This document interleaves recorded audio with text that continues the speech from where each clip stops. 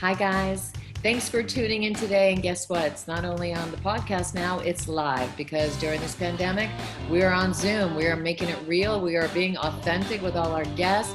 I'm so happy that you guys are tuning in today because my next guest has now become an internet sensation with his parodies of all these incredibly funny songs that he's done, which we're going to give you a little inkling and listen to throughout this Zoom podcast / YouTube event. You know him from the second season of The Voice, which he won Fourth runner up. place. What'd you say? Fourth place. Oh, Though I he was say, runner though I say, up. you can't He's see me yet. listening, Yeah, and I'm I'm just listening. not showing you his face. That's right. Anyway, he is an amazing singer, an amazing comedic actor, just an amazing actor as is. And he was Phantom of the Opera for 700 performances. He has albums that made the charts like Rhodes, Constellation, Home for Christmas. He is just an amazing human being and actor and brilliant singer. And we're going to talk right now. Come on alive with us, Chris Mann. Woo! Hi. I know you heard everything I was I saying, did. but I that's always say when people forget, how I did on The Voice, I always say, well, I was Christina's finalist, Aguilera's finalist, and I got fourth place. And I would have won if you had just tried a little bit harder. That's how I say it. Who won that year? I mean, so long ago. My good friend Jermaine Paul won, but yeah, that was season 2. That was 8 years ago, That's a and that long show time. was just getting started. So there was a couple. Obviously, it was an amazing experience. It seems like a lifetime ago, but my episode premiered after the Super Bowl. They were launching that show, so Oh, I was one of 4 people that sang on that episode, and wow. so literally overnight, like things changed. And I have to tell you that I haven't experienced anything like it until this Corona pandemic, Exactly. So let's just talk. Okay, wait. Okay, I know. This is like which you this are is bigger than The Voice. Like the reaction's bigger than it was okay, before. then let's just delve right into it because I really want to talk about your acting life, singing life, and Uh, Santa, but we'll do that after. Let's talk about the phenomenon you've become. So what happened? Did you just were you like, oh crap, there's a pandemic, I'm just gonna sing? Were you doing it for fun? What? Tell us. like zero thought went into this at all, which I would love to talk about because as somebody who has tried so hard to control my career and success, um yeah, which Yes. it like doesn't always work. I I think didn't it's the really opposite. I try. think it's when Yeah, you I let go literally of the didn't try at control. all. Right. And and it and so anyway, if you don't know, so I'm a touring musician for the most part, which is why I'm in and out of class with you, because I'm gone a lot. So my this pandemic has canceled all of my tour dates Yes. and every live performance date. So I'm sitting at home, quarantined, and going, I'm not really sure what to do. We had just made our big grocery run for like at the very beginning of this. We're probably in at this point 3 weeks at our house, I think. So Mhm. maybe a little bit longer, but I was just frustrated and annoyed and confused. And so my son went down for a nap, and I thought, oh, it'd be funny to like to do a play on My Sharona, which sounds so like cliche. It is cliche. Right. It's so stupid. No, Such a I stupid idea. But and no, there's it's such a great idea. I was singing that the first week. yeah, I mean a lot La, of la, people la, are thinking about it, but yeah. so I know how to record myself and just from having to do stuff on my own. And so I wrote quickly some spoof lyrics down, and then went into the bathroom in my house and recorded the song, and then did this like one take, one shot video where I grabbed like just anything around that. I was like, oh, Purell and gloves and a mask, and oh, we're like spraying some, cleaning solution. And I just grabbed it all and I had it on a chair in front of me. So everyone's like, oh, were people handing you props? I was like, no, I was just grabbing them, sort of improvising this whole thing, throwing them over my shoulder. Wait, where were they? Were they were just next to you? You just did you have it lined up or you just No, random? I had them we had like I had a bar stool sitting here that were just there. And so I knew, I was like, all right, because I'm trying to keep focus. I have a ring light in my bathroom looking at me. And with that blue wall is just our painted wall in my bathroom. Amazing. And then my computer's here playing the song. And then here I just am grabbing Purell and Clorox and basketball and all these things, Yeah, just had them. Wait, let me just ask you, how long did it take you to write that? Because the lyrics were hilarious, which we're going to pop it on after we Oh, talk about this song, and thanks. then we're going to pop it on after we talk about the next one. Thank you.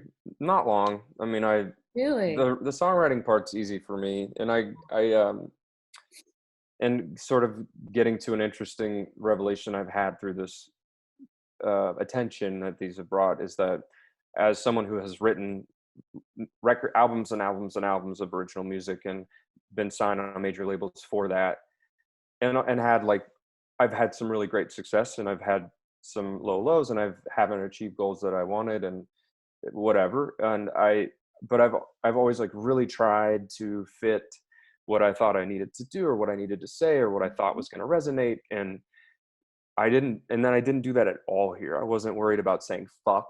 I was like, my audience is going to reject me, things that I'm so used to having to be like, oh, am I But going it's to be, about authenticity, right? It's always about that. apparently. And so this is the first time in like 20 years where I felt like I was saying that, just writing what I would say normally as a person, not really worrying about it. And then 50 or 60 million views later, in 3 weeks, people are really connecting to it. And it's the first time I've ever experienced this, but I Well, do. they're so uplifting and funny, and you are so specific. And in the class that you're in with me, that I always talk about being specific and having those comic moments. And all of a sudden, because it was so truthful for you, you were able to just organically Yes. be in those beats that were so incredible. And I do have to say, you're a musician, I would think first, and then we'll talk about that.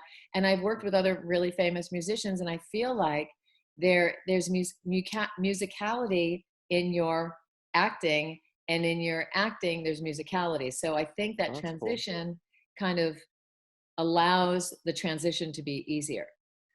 Well, that's cool. That's a neat way to look at it. I mean, I definitely feel more comfortable singing when I Mhm. communicate. I'm very comfortable with that. And so you and I have talked about speaking sometimes feels foreign to me because I'm so used to like You can singing. sing to me right now. You can sing this whole thing. We'll be very We'll happy. just sing the We'll be interview. very happy. Can we just put on one clip, one little beat right now of My My Corona? Is Corona. that possible? Yeah, let's do it. We'll listen Let's to a do little it. bit of it. Let's do it. Where is it? Bum, bum, bum, bum, bum, bum, bum, bum, bum. We Here. don't have it. It's not That's all right. working. We're trying. I feel like I'm Kelly Ripa. That's all right. So while she's looking to pull that up, I think that why my version exploded was because on that the melody, which is da da da da da da da da da, I put lyrics to it and I made a bass Yes. line out of it, which was I need toilet paper, toilet paper, toilet paper. I'm out of toilet paper. My And I think it just like I was in a cappella groups and stuff. So like I was like, this needs to be something. And I think that is why, single-handedly why my version went like popped out of obscurity, because people laughed immediately at that. And I became like the picture of me holding two empty toilet paper rolls Mhm. became like the picture of the pandemic spoof. But how did Um, it happen? Let me just ask you, since obviously we're having a technical issue getting it up, and that's fine because I'll tag yeah, whoever listens to this. We're going to get them all up again, whoever yeah, hasn't heard it. So you made it, you I cut it made it. together, Yep. and then you just put it on your Facebook? What'd you I do? just put it on my Facebook. I did it and I put it on YouTube and I didn't even think about it because I've posted 100 other things, Yes. and in 4 days it was 20 million views on Facebook, and now it's Did you I just don't wake even up? What yeah happened? I just started looking at it and I looked at my wife and I was like, this is like is this going viral? Like, what is this? And then I put it Amazing. on YouTube, which I had, 20,000 subscribers, which isn't nothing, but is also nothing. And now it's at like 6 million over there. It's But incredible. it was, so I quickly I realized, as someone who has tried this for so long, being like, oh, this is different. And Mhm. I need to follow this up, because I felt a little icky at the beginning too, because my Corona, I have in no way, shape, or form ever been making light of what's going on. But of Right. all of them that are the most ridiculous, it's that one. And so I thought, I didn't know yet. I was like, are people gonna hate me? I had a couple It, people yeah. in my group that were like, this is a huge mistake. You should pull it down. But let me just tell you something, that comes out of fear, and comedy is a fine line, and they're Yeah. funny, and so not everyone's going to love it. Of course, I'm comically, it's innate in me to find the humor in all the pain, so I'm going to love it. But some people won't, but who cares, because Well, it was. you're doing it This is for another interesting phenomenon yes. about what this is that there's over 100,000 comments on these videos, and I can count the negative ones on both of my hands. Like, See, there's none. It's unheard of yes. because people are coming together. People, I guess, that it is resonating with are coming together because they need it. And again, like, I had no intention of that happening here, but that's what's happening. And so now I'm, as a creator, thinking like Sherry Shaw, like, how can we write our own show? As Yeah. someone who has been always in the mix, Well, but I really also, think that Saturday Night Live should have you on as a guest because they're doing it. I'm not kidding. I'm not joking. I'm a huge fan. And oh, thanks. when this is over, you should have your own show. And Well, I want one. if people don't see how talented you are through this, they're crazy. So it's just um, incredible. But can I just ask you yeah. something? So in your training for music, Mhm. what was that path? And I'm Lily, who's talking to running her. this right now, is writing me notes about why the music isn't playing. Okay. Okay, she wants to try it again. So before we go further about that, let's Yeah. just try it one more So time. she's screen share. If you cut to your screen share, perhaps, um, She is trying to do it. I think let's yeah, try it. Let's just see if we you can can get it always on. just Let's try it interrupt one more us. Yeah, time. it's no big deal. Let's try it, Lily. This is Lily who's helping us run this. All right. Lily. Oh, there she is. Can you hear it? Got to make a grocery run. Well, that sounds fun. Why am I out here risking my life? Corona, where's the goddamn parking space? Shit, I touched my face. Wait, I think I finally got my Corona. Stop. Okay, that's all. I was hoping that we'd get the video up, but that's okay. I'll get the video up because it's just brilliance. Anyway, so let me ask you. So trained in music, what is that training? Were you just Opera. born an incredible singer? Um, I was born with a natural instrument, and I was identified by my middle school choir teacher or high school choir teacher, who called my parents and said that Chris has a real voice. You should take it seriously. So I'm from Wow. Wichita, Kansas. So my family got me into voice lessons at Wichita State University, and so I started studying classically in high school, and knew that I wanted to be a recording artist, and picked vocal performance major to do that, and I wanted to be in a music city. So my top two choices were USC here in LA, and then Vanderbilt in Nashville, and I just fell in love with Vanderbilt, and that's where I went. So to study music. That's incredible. And opera, I mean, your voice is so. Can you sing something right now? No. That would be No. so amazing. I love how all these wonderful singers, whenever I ask them, like, no, my voice isn't warmed up. No, I didn't have my hot tea. But listen, believe me, I understand that 100%. But, of course, if you're willing to just shoot me out something right now in this very awkward moment, that'd be incredible. um okay, so I'm trying to think of what my college audition, since we're talking about college. No, I can't even do that. So I did Playing Phantom, which I've worked with you on. um I actually auditioned for Raoul. We Mhm. can come back to this, but I went in to sing All I Ask of You, and then they stopped me in my audition here in Burbank and said, no, no, no, no, no, you're a phantom. Can you sing Music of the Night? And I said, well, yeah, but I don't know the words. So I went over to the piano, and they started playing it, and I read over the accompanist's shoulder and did the whole nighttime sharpens, heightens each sensation, darkness stirs and wakes imagination. Silently the senses abandon their defenses. Amazing. And then I booked Phantom. But Your voice is so gorgeous, so clear, just so. And the reason why I talk about my mom sang with the Boston Symphony with Seiji Ozawa, Leonard Bernstein. My mother has perfect pitch and was an opera singer her whole life. Of course, I rebelled and hated it, but my dad was tone deaf. So my mother was pitch perfect, and my dad was tone deaf. So all the kids, our voices are okay. It's just such a wonderful thing. And do you have perfect pitch like my mom? Because she can pick up I have anything and relative sing it or pitch. play it on the So piano. like there's a thing called relative pitch, which means I just from muscle memory and lots of practice and having a really great ear, I can generally feel and tell where I am. But if a perfect pitch person like your mom, you could say like what's C sharp, and they would just be Yep. like, "Nah, this is C Yep. sharp." But I don't have No, that. you could just sing that, and then she could just play it. Right. Yeah.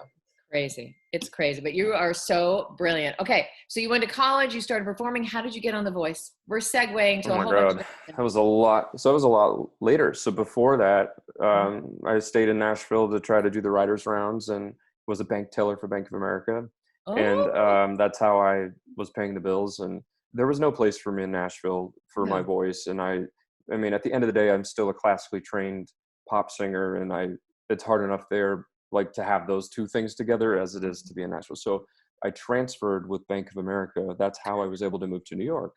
So Wow. I got a transfer to the Rockefeller Center um, branch of Bank of America, and so Unbelievable. that's how I was able to go. And so I worked my day job, and then at night I was gigging out and playing music and loving my life. I was in my young 20s, and it was the Mm, best. And the I would best. eat. I tell this story because it is impactful to me as a memory, but I used to eat out underneath the Rockefeller Center Christmas tree, get like the soup kitchen, the soup Nazi soup, and eat my Yeah. lunch as a bank teller and under that tree. And then after I was on The Voice, I was asked to be a part of that tree lighting concert on NBC. So Oh, it was very amazing to be a part of that. In the ice skating rink, when you're shooting that concert, they allow like us to have VIP people. So all my friends from New York were in the front row, and oh, they knew that I had like been through so much stuff, and it was so cool to have them all. And oh, actually, I the have tingles. singing backup for me Oh, are some of my favorite singers that I were friends with in New York, and Laura as well. Got off track. and So you just said Laura though, but no one knows who Laura is. Laura is my your wife's name incredibly, is beautifully Laura. talented, spectacular wife. Thank you. And she and I met. She's a music theater actor, and we met in New York City. So anyway, so I was trying to get a record deal, and I ended up getting one. And so I got my first deal after showcasing for many people with Sony. So I But moved. what does that mean for people who are singers out here who don't know? What does that mean, showcasing for Sony? You just Okay. call them? What's the process? No, I had a manager, and so I got my first manager, and this is also like a good lesson as any performer, no matter what you're doing, is that you never know who's going to see you do what you're doing. So I sang the alma mater at my college graduation, and that hung over performance because let's be honest, but one of my classmates' moms worked for a record label, and she heard me, and she got in touch with me and connected me with who became my first manager. You And so never know. you never know. So my first music manager was able to get me in front of A&R, artist and repertoire, people that sign you to a label. And I was passed on many times, but I finally got my first offer from Warner Brothers, and then Sony, in typical fashion, heard about that and came in and sharked me. And so I Wow. went to Sony because of who I was being signed to, and I felt Mhm. that was more secure. Mhm. Plus, people like Josh Groban and Michael Bublé were already on Warner Brothers, and it seemed silly to like go to a place where there was other people like in my genre. So I didn't go to Warner. Well, Incredible. moved to LA, make this gorgeous record, only to find out that they fired everyone at Sony, and I was being dropped, and that never came out. So Oh, now I'm just like everybody else, very typical story to be dropped by your label. So I'm out here, devastated, have just lost what I thought was like my dream ship coming in. oh my I God. played tennis. I was playing with a friend who is a music producer, and he goes, "Hey, you know what? I've got this thing. If you want to sing on it, I would just come and it'll be a job." And so it was Glee, and before Glee was out, so I was singing on Glee from the beginning, Oh, which is off-camera vocals, doing group numbers and all the stuff that you were hearing on that show. I had Uh, no idea that you did that. Not Yep, even the I did slightest for clue. 2 years, and then Wow. eventually got put on screen as part of the Warblers, which is the Darren Criss led Yes. boy group. So I was, the oldest high school. They always put me like in the back corner because I was like, even back then I was too old to like in high school. But I Someone's phone remember, ringing. Is it mine? Jesus. I don't know how my phone just rang when that's my okay. phone is off. That's crazy. I remember, Sorry this about is that. also another story that I'll always remember. So I'm there at lunch with the other warblers, including Darren, Chris, and Darren had this was like a 1 or 2 day guest star that Okay. he was supposed to play. Right. And he was like on his phone booking his flight back to Chicago and being like, guess I'll go home now. And then obviously that episode aired and the warblers exploded and Darren Chris exploded. And then of course he became like major series regular, but that was Yes. not the way it was supposed to be. Oh, it was only supposed to be a couple, just Just a couple things. Yeah. And I yeah, he's like, brilliant too. But I do of remember, course. I kind of can vaguely see you in that group. I was Oh, obsessed yeah. watching that show. So that was my first session singing job to help sort of pay the bills here. And then eventually I got a new manager and started working with David Foster, who's a big music producer out here. Yes. And that manager helped me get an appointment to audition for The Voice. And all that means is that you just don't have to wait in line, but you're still doing the same process. But Well, I do have to share with you that Okay. my old office manager, Tara Lane, auditioned and got on The Voice. Oh. And she got on, but she was never shown. None of her singing was shown. So she got Oh. the bad end of the deal on that. Oh, And well, she's a brilliant singer. But I'm sure. knowing from her the process, that is a big process to get on, yes? It's huge, but let me tell you, this is a total weird fate situation, which I can talk about because I've had so many shitstorms in my career. So, but We're just getting real with Chris Mann right here, Yeah. right now. Yes, Yeah. I love it. I didn't get on The Voice, which is not a surprise. Like I've auditioned for Idol, I never got on. I auditioned for season 1 of The Voice, didn't get on. So here I come back season 2, and Oh. I decided to think more of like a casting director. And I was like, all right, just be the Josh Groban guy, because that's what everyone's tried to make you be anyway. And instead of being like, oh, but I really like pop and I really Yeah. like, no, I'm Right. just going to be. So I sang You Raise Me Up in my audition. I said I wanted to have Christina so I could sing the prayer in the finale. Both of those things happened. But I wore So a you suit. actually, you did something smart. You marketed yourself Yeah. so you could close the deal, which I tell actors to do all the time. Find Right. a couple of people that you play, like it's in your soul really well, and go for that. And be it. Yeah. I completely shoeboxed myself and did not make it on. I found out I was not accepted while I was singing on the Muppets movie. I remember being in the booth and was like, I got the rejection email. I was like, okay. 6 weeks later, my manager calls me and goes, are you sitting down?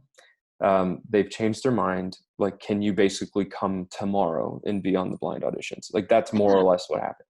Well, what we think happened is that Mark Yeah. Burnett, the show's creator, he produced the Emmys that year and had a classical guy group called the Tenors on to do the memorial song.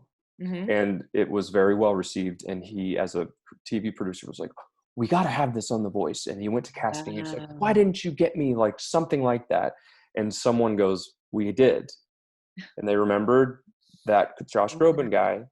And so they called me.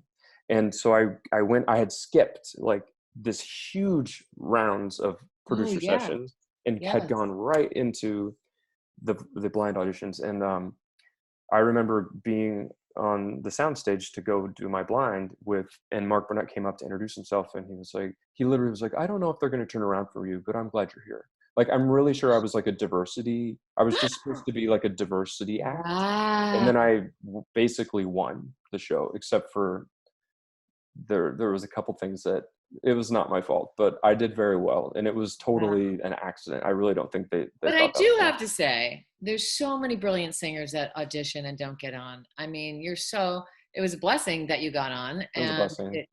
And it helped. And I do feel for all the other artists out there. And I think they should always try and try and try. It's a great vehicle, but not to give up whether they don't, because there's so many incredible voices out there, don't you? Oh yeah. And I think mine's a great example. Like I really didn't make it on. And I think it doesn't really, the best people are not necessarily on that show. And the show is not relevant anymore like it was at one point. But But let's get back. Let's get back. Yeah. Let's segue. Let's get back. So did you ever pursue your acting, or is it until you found me? What's the deal on that? And also, before that question, what's some advice that you give people who are singers out there who want or are looking for a career? Tell them something of some positive advice so that can help them create a path. Well, as somebody who always felt like who was way behind in the YouTube world, I was like, I'm Mhm. too old. YouTube happened after me and all this stuff. Well, apparently not. Like, put yourself out there online, because that it's so liberating as somebody who has been beholden to labels or budgets or approval or genre or anything. Like, if you can literally do anything on the internet and put it out there, and it can resonate with people. And I can now say that with experience. And Yes. then other, go on to these shows if you want, because, and I'm not going to talk long about it, but the contract that everyone's like, oh, the contract, they own you for life. No, they don't worry about it. Okay, You, good. like, the odds of you being optioned with your contract is basically zero. So you have nothing to lose. I don't think you have anything to lose. You have nothing to lose. It's incredible. Yeah. So acting, I mean, I grew up doing music theater, but my dream was always to be in sync. And it, so, and but my career idol has always been Harry Connick Jr., because he Oh, did the records, he's done Broadway, he does TV and film. So I've always wanted to do that as my big picture, but it was always after, I had bazillions of dollars and 17 Grammys, and neither of those things have happened. So, not yet. not yet. So I, done well, but not 17 Grammys and bazillions of dollars. Not So, yet. but I finished, I had been, The Voice was great, and I was able to tour extensively because of that shoeboxing I've done, which Right. I would love to talk about the shoebox and then what's just happened in a Please. minute, Okay. because it's about typecasting, like breaking out of your type, which has Mhm. been a struggle for me. But so I finished a leg of shows, and I went to my agents and I said, I'd really like to get back on stage acting and singing and performing in a different way. Mhm. And I said, in something like Phantom. And they said, Phantom, it's old. Like, you should be in Dear Evan Hansen or Book of Mormon. And I was like, oh, that would be cool. Except I know my voice. I'm going, I don't think I would excel like in that. I was like, I really think Phantom. And like, honestly, a week later, the breakdown came out with Phantom. It was totally weird. And Oh, like I said, weird. I got called in for Rao, and I thought that's great because, I don't want to have the responsibility of, if I do happen to get this job, like, Rao is just a little bit less pressure, and this sounds Mhm. great. And then I ended up booking Phantom. But it was against what my agents thought was right for me. And it You was kind of conjured it up a week prior. It's I so, did. and I do believe I in that did power, I do. of intention. And it's It, got, my power of intention has gotten really shitty because I've just become old and jaded. So stop it's really, yourself. You're no, so young and just it's stop. just interesting that that you can, I have a number of experiences in my career where I have said something and then, like, it has happened. So it's true. Well, you know what I do in my classes? I always have that power of intention, that thing going on. So, because I do, when you conjure up somebody, you're thinking about them and all of a sudden they're there. But that happens in other things too. So Sure. keep it. No, and I like I Everybody did who's the vision listening. board with you, and Hmm? like all the stuff. It's good to allow yourself to think that way. And Yes. I'm somebody who has always been like a fearless, um, there is no backup plan. I don't need one. And I never thought about it. And Okay. then as I've gotten older, I feel like that has changed a little bit. And so I do, but I got known among my friends as, like, I had 100 million lives. Like, I would always land on my feet. And Mhm. that probably has something to do with that fire and intention. And the more I sort of started questioning myself, the harder it was to find myself in those really kismet situations And then all of a sudden you weren't questioning yourself, and at bam, you created all. all these incredible videos that have gone so viral. Millions and millions and people are interviewing you. And I know I'm segueing off the box thing that Well, you wanted to it's talk not about. a box. That's right. That's perfect, actually. So you came to my show a couple months ago here in Los Angeles, Did. and I was jealous, yes.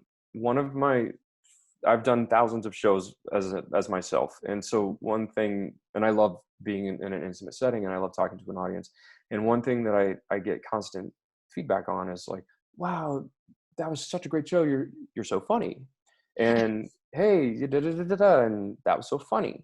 And I would go, I didn't really know how to take that, because I would be like, I'm really glad you had a good time, and I also hope you really enjoyed the music, but that's cool. And Oh, and it's a high compliment.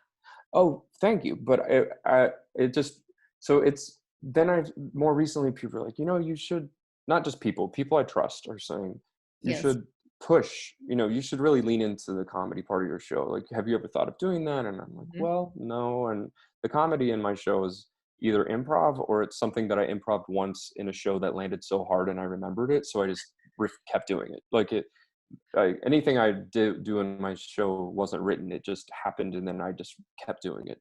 Mhm. Um, I get you.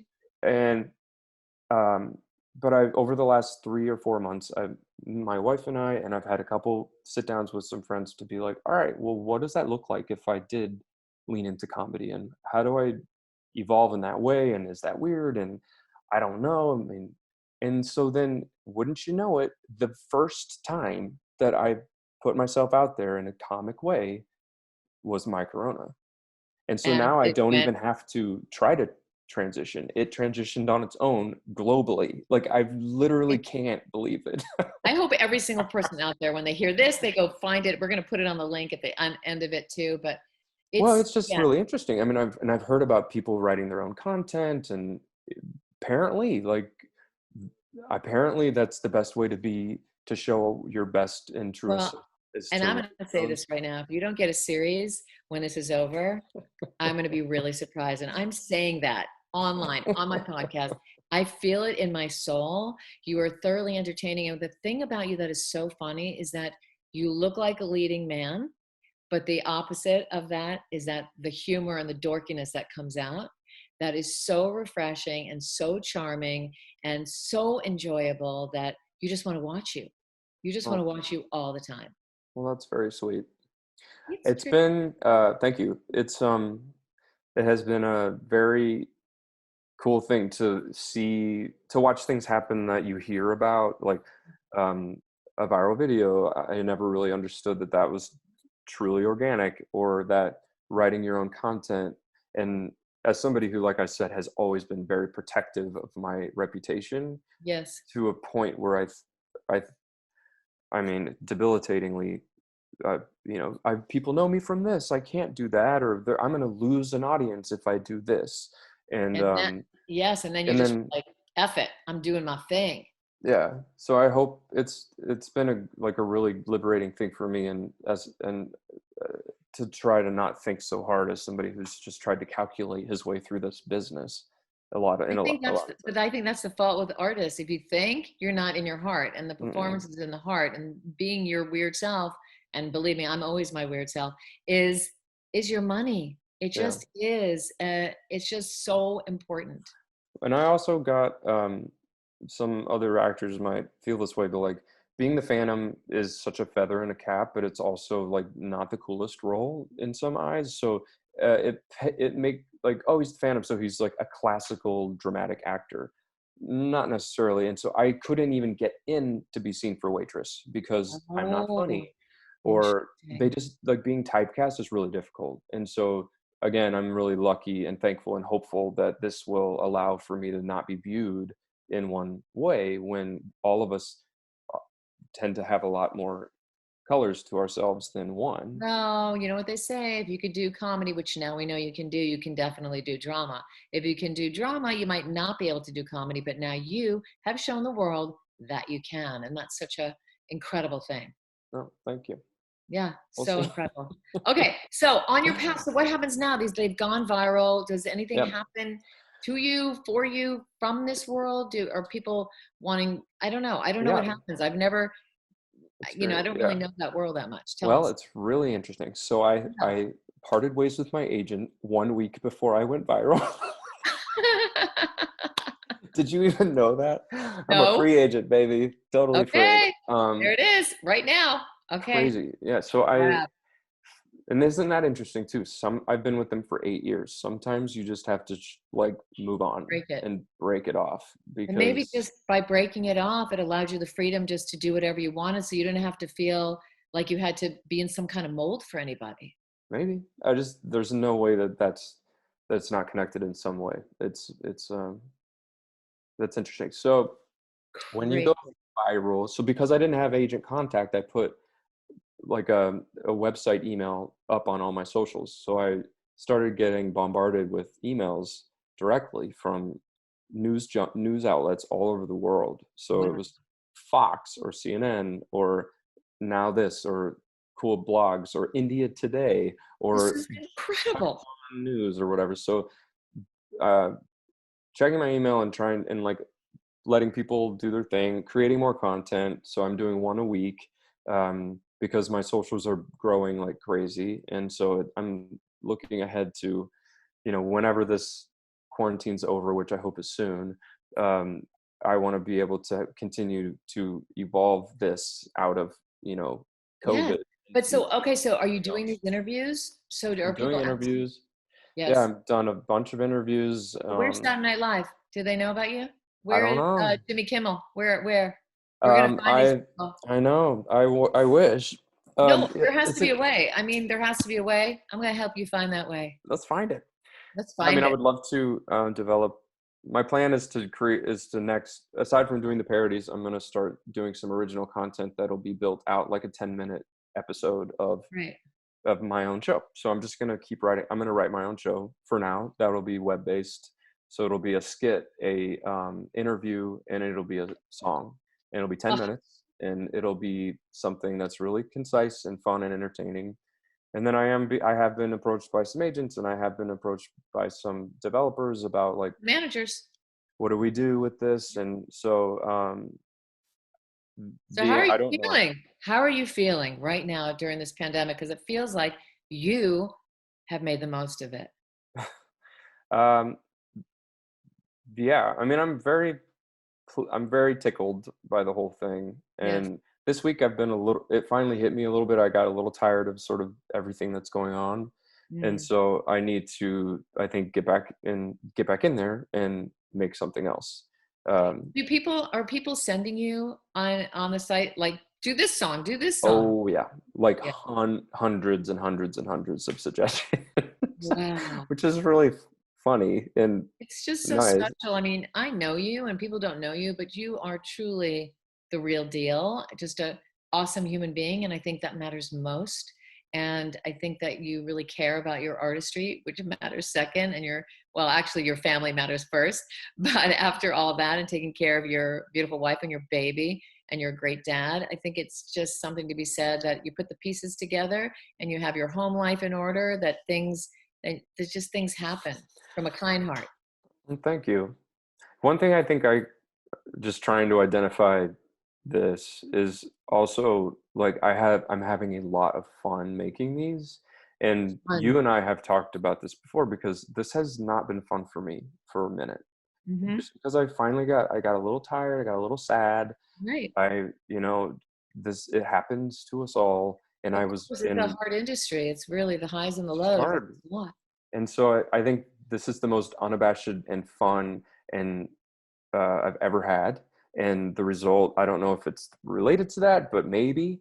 And then there's also something very, very empowering about um, being able to post something that I fully did myself. I didn't have to ask any permission, and to know that people are out there interested in seeing it. So creating in a moment of whether we have a quarantine or not, now I now like know that there's no excuse to not be creative all the time, All the no time. matter what. Music is so healing. Before we close out, just give me 3 positive things to tell the listeners about life or music or acting or anything. And then I just want you to sing us out with a song. I know. um, With one of your songs. I don't care. Just something. 3 positive things. Um, You believe in life, anything. yeah, take time right now to enjoy this pause. Um, Even though it's terrifying, I'm in the same boat as you. I'm unemployed. I applied for unemployment too. Like, we're all in this together, but try to embrace that this is a once in a lifetime pause. 2, if what you're doing creatively right now is not fun for you, you need to shift it into something that is fun for you. because that might be the difference between you lighting up and you not lighting up, speaking from personal experience. And 3, I guess, you never know when your 9th life is going to hit. You know, I've had 9 of them and I thought they were done, and maybe they are, but apparently not. So Yeah, apparently not. apparently not. Thank you so much for coming on today. Guys, stay out there, be courteously aggressive in any capacity that you can right now during this rough time, but we're going to get through it. It's going to be a bleep on the radar on your life. I would suggest to everybody to write about it. We're going to need it for the history books, because 20 years from now, they're going to be talking about this in school. People are going to do reports on it. People should be writing about it for the history books. Take us out with a song, can you? Take us out with something. Sure. Maybe your latest one. I don't care what it is. Hello from the inside. It's just me and myself and I'll stay home order that's breaking my heart, but it's clearly what we should have done from the start. Peace, Look everybody. them up on YouTube. Bye, Yes, Shari. you're Thank gonna you. do it. You're gonna do it. Chris Mann music. Chris Mann music. Chris Mann music. Bye, everybody. Bye. Thank you so much.